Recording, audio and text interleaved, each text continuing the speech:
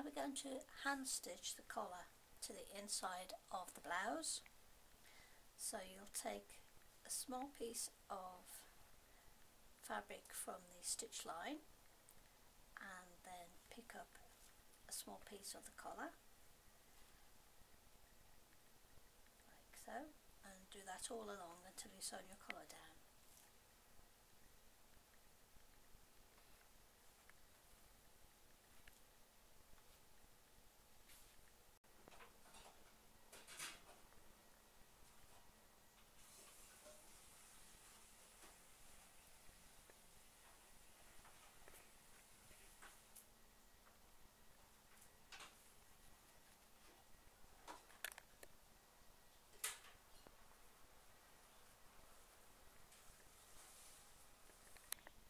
Next thing to do is just to finish sewing down this piece of Velcro, which is on the, well, as it's lying down on the table here on the right side,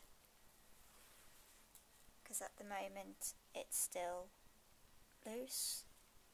We just need to fold that over and just sew down there.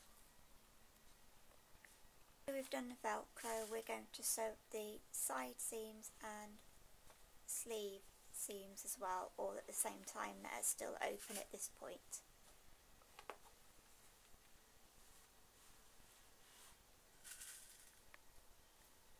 When sewing the seam down the sleeve, make sure you stop about 4–4.5 centimetres up from the bottom.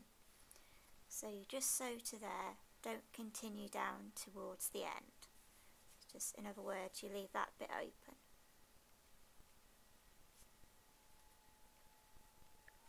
Next up, this is how we're making our cuff. Now you can go two ways about this. You can either do what we've done, which is get the width that you want your cuff to finish, that's from there to there, and you can cut two pieces, your outer fabric and a lining, or you can just double the width of your cuff. So you're just cutting this on the fold, like so. So this will end up the finished width of your cuff.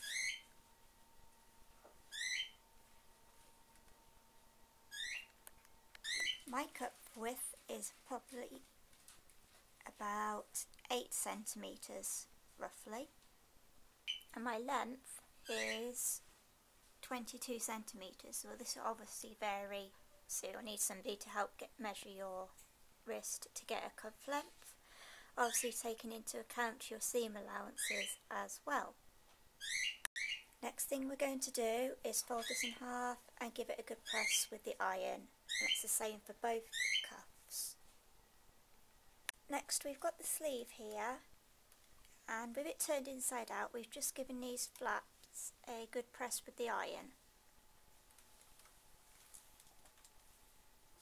So basically, just get your iron, just flatten them like so. Okay, so this is how it now looks from the outside. Like so. I've then gone onto the machine and I've done a gathering thread about 1 centimetre up from the bottom, and you start at least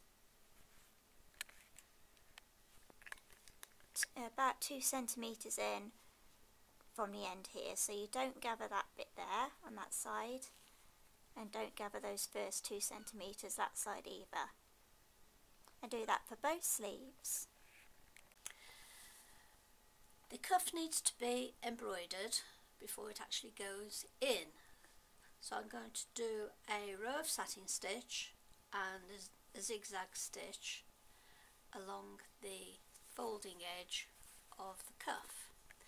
Now, because it does tend to pucker a bit when you try to embroider on single layers of fabric, I've put some embroidery stabilizer on the back. If you haven't got any of that, you can use a few layers of tissue. It's just to give the fabric a bit of stiffness while you're embroidering, and then when you're finished, it can be torn off. The embroidery has now been done, so what you need to do now is to turn your cuff inside out, and you're going to sew a side seam down each side. After you've sewn down the sides,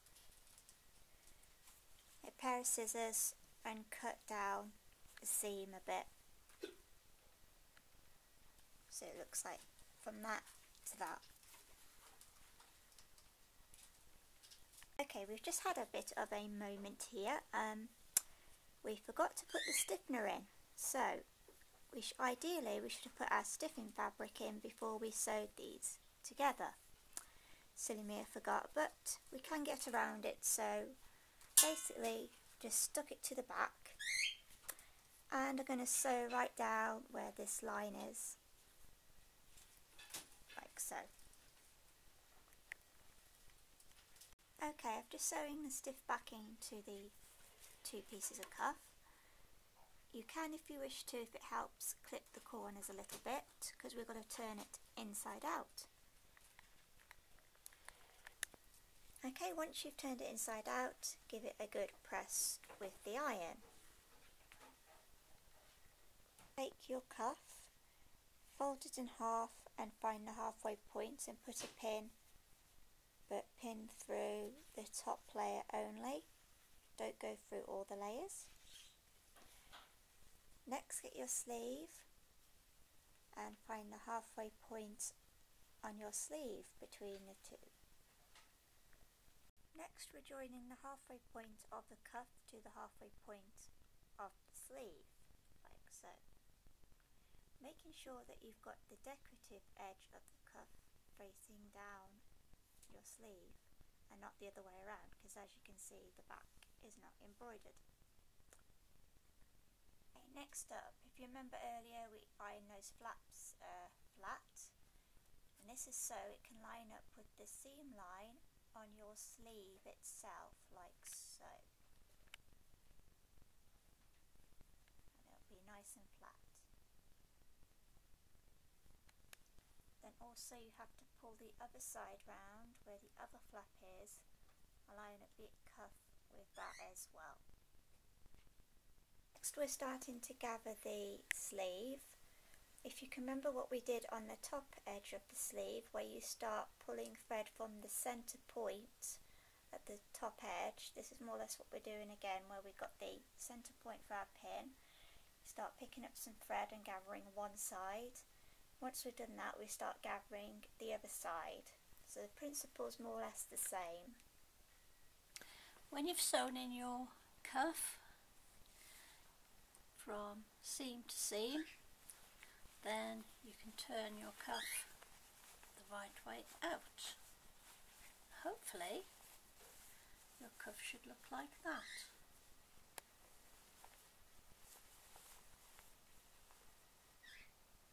Okay, next up we're doing exactly the same thing we did on the collar. We're turning the inside edge under and then hand catching it in place with little catching stitch, like so. Okay, now all the cuff has been sewn in. Initially I was going to do a Velcro opening until re-watching some film footage and it showed a button, so I've gone for a buttonhole that has accidentally been done in white thread. Anyway, moving on, next thing to do is just turn up the edge at the bottom of your blouse, or you can leave it just with an overlocked edge if you wish to. But I personally would like to turn it up so it looks nice and tidy. Then that will be the blouse finished. Okay, apart from it needing a good iron, this is the finished blouse. Take you for a quick view around.